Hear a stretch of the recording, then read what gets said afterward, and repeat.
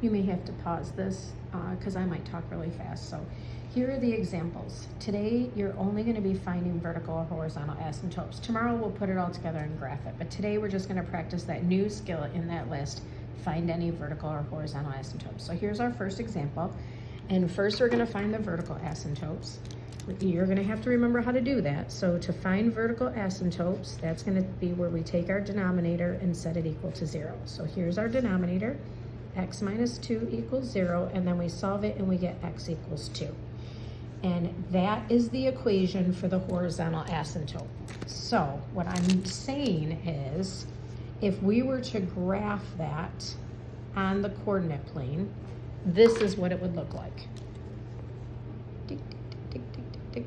It's that imaginary line there, okay? Then we need to find the horizontal asymptote. To find the horizontal asymptote, the procedure is to compare degrees. So we're going to look at the degree of the numerator and the degree of the denominator. So the degree of n of x is going to be the highest exponent there. So my highest term there is actually this constant. We've talked about this before in class.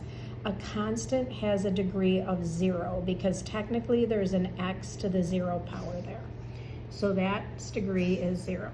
The degree of the numerator, the degree of the denominator, here is x. That's my highest degree. The exponent on that is 1, so that degree is 1.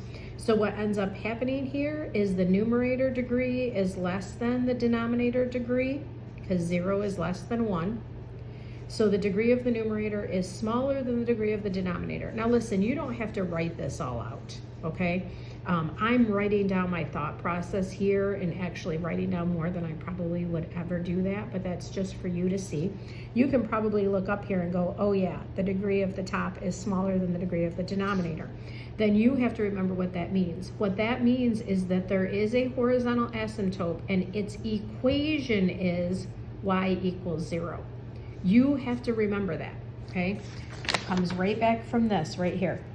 Degree of the numerator is less than the degree of the denominator, so the horizontal asymptote is y equals 0. So if we were to graph that horizontal asymptote where y equals 0 is right here, I know it's hard to see because it's right on the x-axis, but there's where y equals 0, okay? Second example, f of x equals 2x minus 1 over 3x. Sorry, that's a plus 1 actually. All right, so for this one again, vertical asymptote, we're going to take our denominator and set that equal to 0. So our denominator is 3x, set it equal to 0, solve it. So we're going to divide both sides by 3, so x equals 0. That's our vertical asymptote.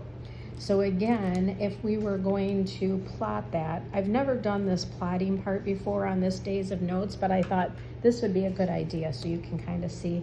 So where x equals 0 is right here, so we have a vertical line right there. All right, and then my next thing is to find my horizontal asymptote.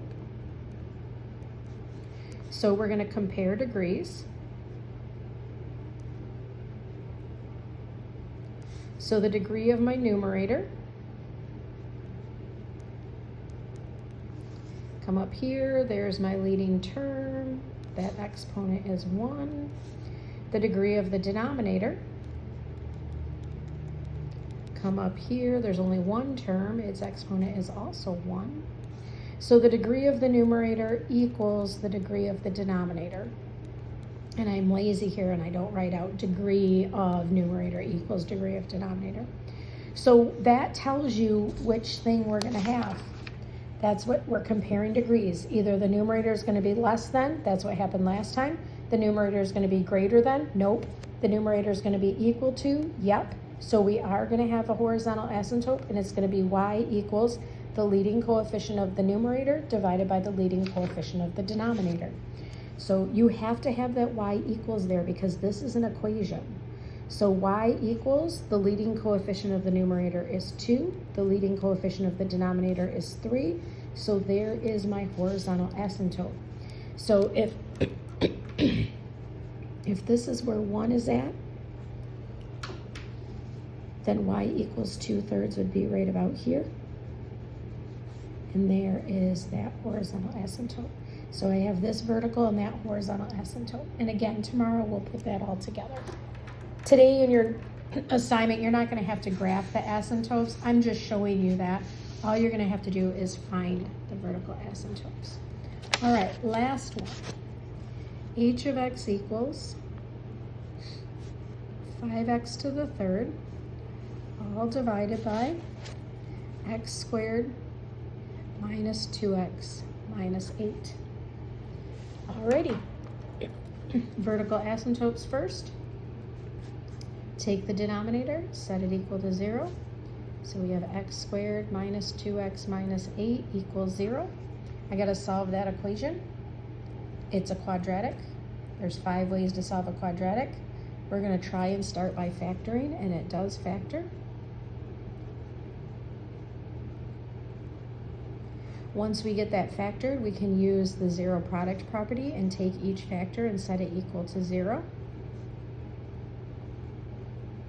So here we get 2 vertical asymptotes. It is possible to have 2 vertical asymptotes.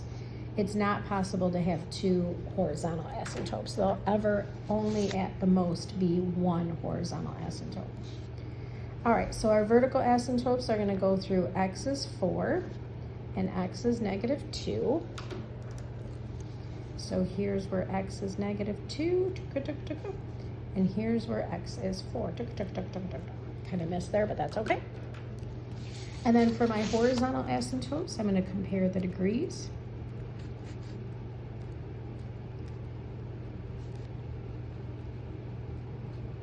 So the degree of my numerator is 3.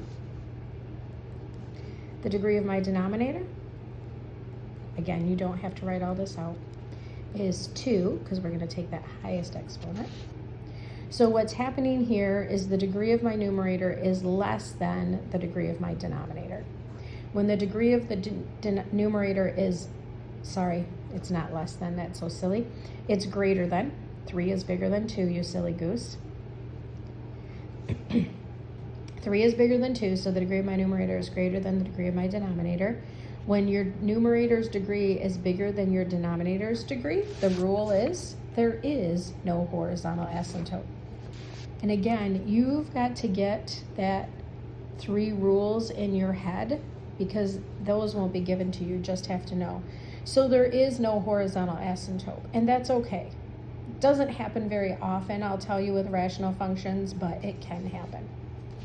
Okay, so today you are going to practice, I think it was page 175, maybe 9 through 16. Trying to remember off the top of my head and not dig around.